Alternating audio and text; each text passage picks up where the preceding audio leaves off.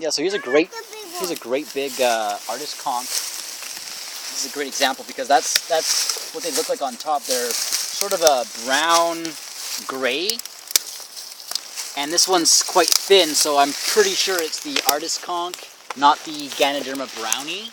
The Ganoderma brownie is the one that gets thick with multiple layers. This one tends to stay thin even when it gets large. It stays quite thin, and it's older.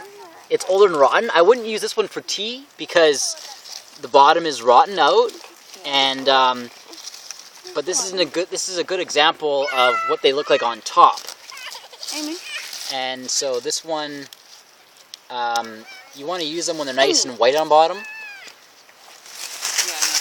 and you can tell what they are if they're fresh on the bottom. So that's another rotten one there. But when they're fresh, they stain when you scratch them. And what I like to do is I like to slice them up when they're fresh. They're easier to cut, and dry them in the sun, and then save them and use them for teas and tinctures in the wintertime. Or at least I'll save them for tea in the wintertime because the sun-dried ones have more vitamin D.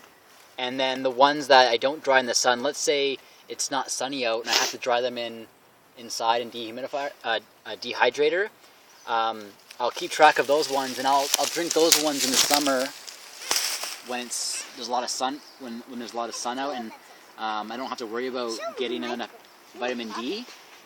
But the sun-dried mushrooms I save for the wintertime. So what'll happen is when you dry them in the sun, and upside down, so you pick them, and the ones that are nice and white and fresh on the bottom, you turn them upside down, you dry them in the sun,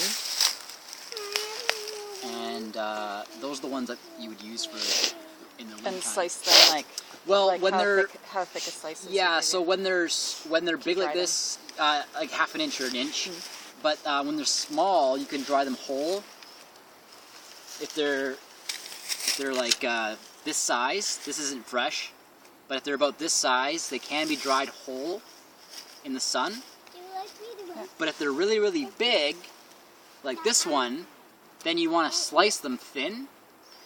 But you still want the bottoms to be sort of exposed to the sun. Once you slice these, they're not going to stand upright. So you're going to want them to be laying down on maybe a window screen or some newspaper.